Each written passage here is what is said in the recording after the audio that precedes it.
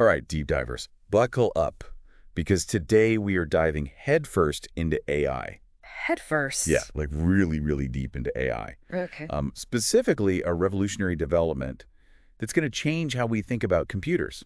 Okay. You ever wish your computer could just do what you wanted Yeah. without all the clicking and the dragging and the menu surfing? That's exactly what Anthropic is tackling with their latest AI model, Claude 3.5 Sonnet.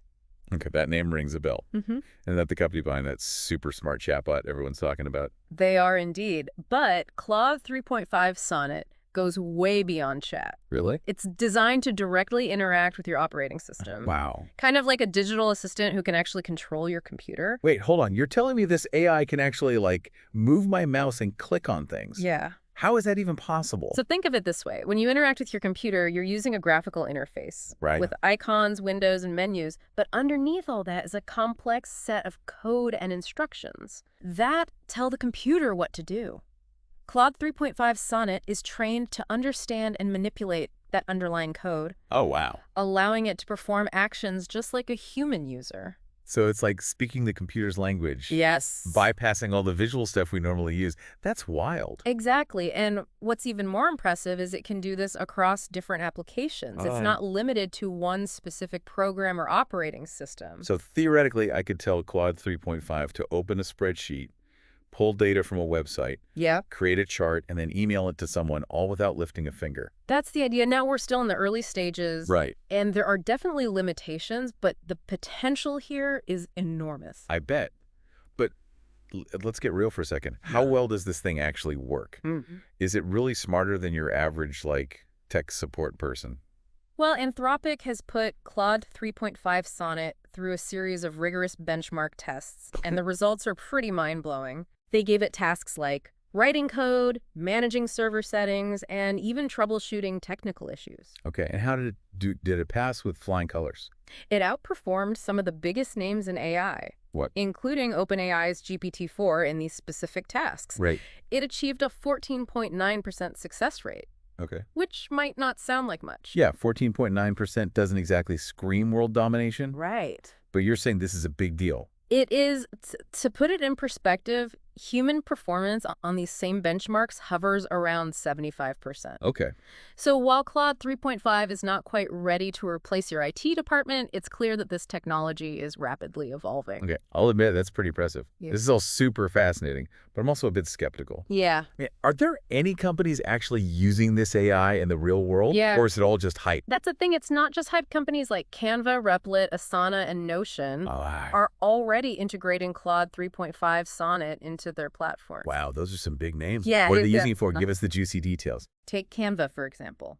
They're using Claude 3.5 to allow users to make design changes using natural language. Interesting. Instead of manually adjusting images or elements, you can simply tell the AI what you want, and it'll do it for you.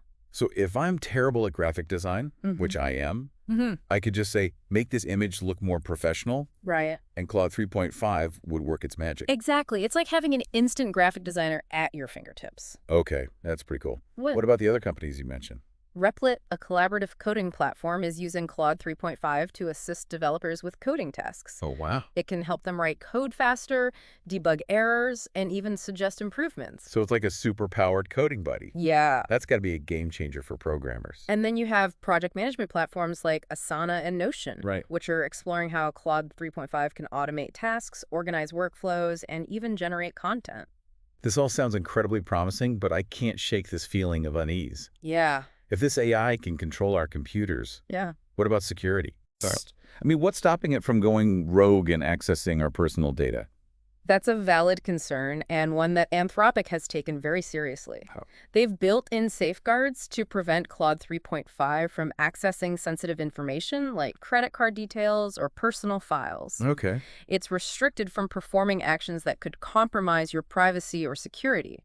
That's reassuring, but I have to admit the whole idea of AI having this much control over our computers is a bit unnerving. Yeah. I'm curious to hear your thoughts on this. We're definitely entering uncharted territory here. Right. As with any powerful technology, there are risks involved, but there's also incredible potential for good. Right. It all comes down to responsible development and careful consideration of the ethical implications. And that's what makes this conversation so important. Right. We need to be aware of both the possibilities and the potential pitfalls. Exactly. We can't just blindly embrace new technology without thinking about the consequences. Yeah. But we also shouldn't shy away from its potential to improve our lives. Well said. Now that we've covered the basics of what Claude 3.5 can do and some of the security concerns, let's dive into the potential impact on the workforce. Okay. I mean, if AI can write code, design graphics, and manage projects, what does that mean for the future of jobs? Right. That's the million-dollar question, isn't it? It is. The truth is, AI, like Claude 3.5 Sonnet, has the potential to automate many tasks that are currently done by humans. So are we talking about robots taking our jobs? Right. Is this the beginning of the AI apocalypse everyone's been warning us about? Let's not get ahead of ourselves. Okay. It's not about robots taking over, but rather about a shift in the types of jobs that will be in demand. Okay. Think of it like the Industrial Revolution. Machines replaced many manual labor jobs. Right. But they also created entirely new industries and job opportunities. No, instead of blacksmiths and weavers, we got factory workers and engineers. Exactly. And with AI, we're likely to see a similar shift. Okay. Jobs that involve repetitive tasks or data processing are more susceptible to automation. But this also opens up opportunities for jobs that require creativity, critical thinking, and human interaction. So instead of data entry clerks and customer service reps, Yeah. we'll have AI trainers and ethics specialists. Precisely. We'll need people who can design, develop, and manage these AI systems. Right. We'll also need people who can ensure that AI is used ethically and responsibly.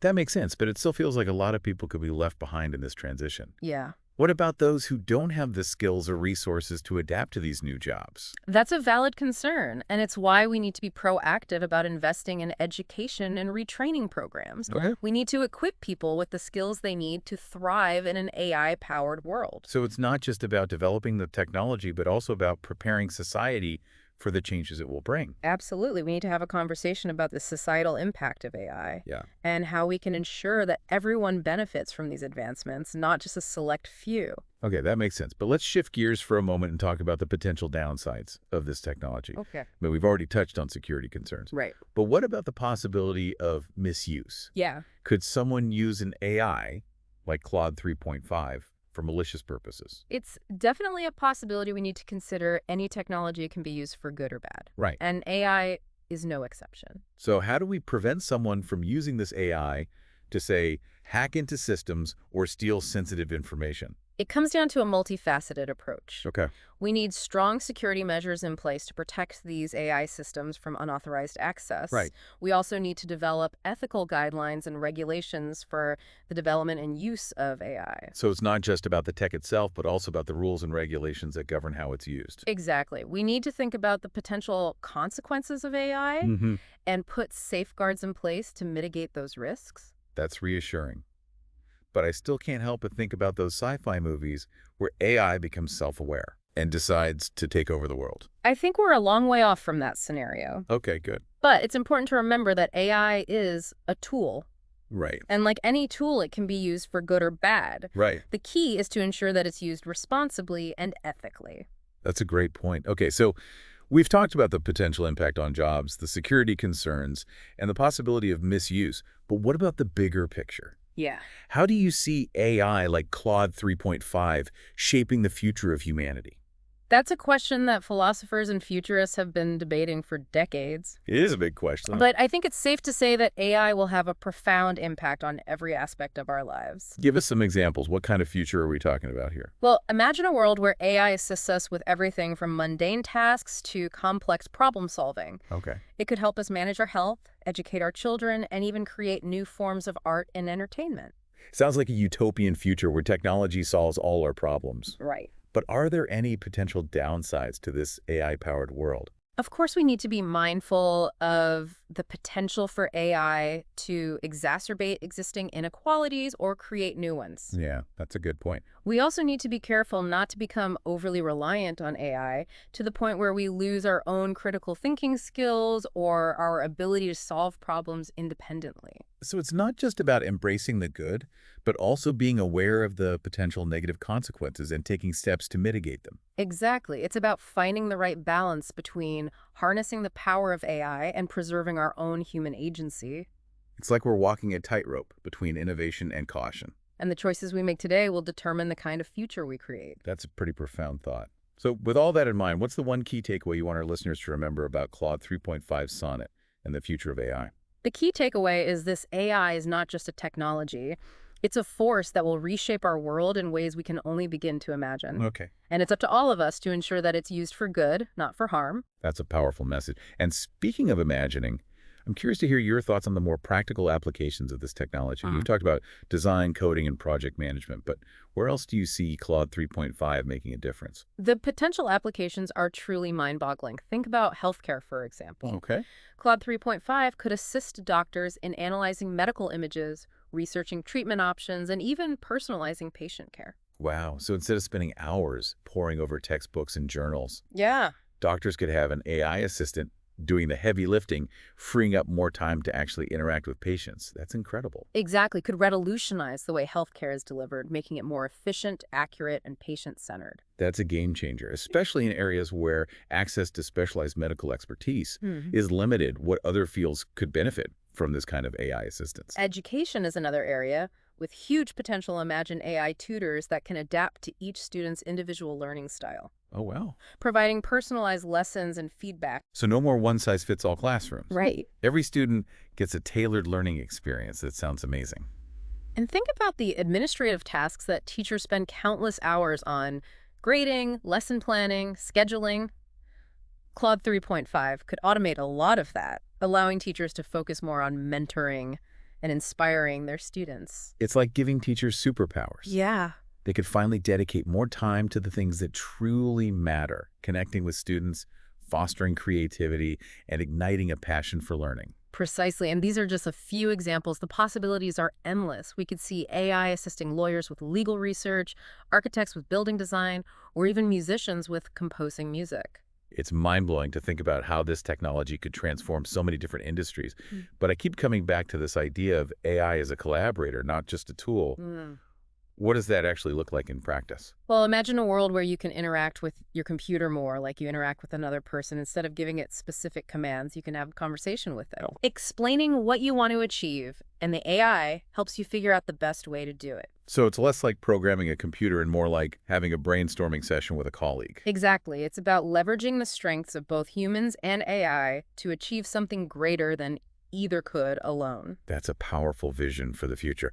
But I have to ask, what about the limitations of this technology? So this sounds almost too good to be true. Of course there are limitations. One of the biggest challenges is ensuring that AI understands and interprets human instructions accurately.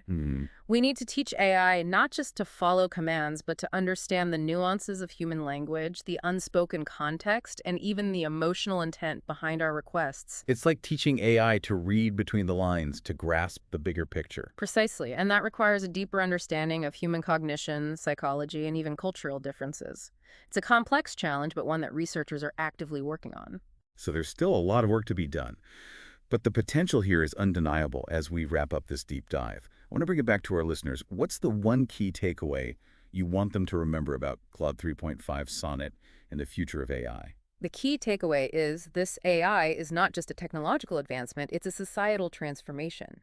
It's going to reshape the way we live, work, and interact with the world around us. And while there are certainly challenges and risks to navigate, there's also an incredible potential for AI to improve our lives in countless ways. That's a perfect note to end on. It's a time of great change, but also a time of great opportunity. And as we've learned today, knowledge is power. The more we understand about AI, the better equipped we'll be to shape its future and harness its potential for good. So to our listeners, stay curious, stay informed, and stay engaged. The future of AI is in our hands. That's it for this deep dive, folks. We hope you've enjoyed this journey into the fascinating world of AI. Remember to subscribe to The Deep Dive for more thought-provoking explorations of the world's most intriguing topics. Until next time, keep exploring, keep questioning, and keep diving deep.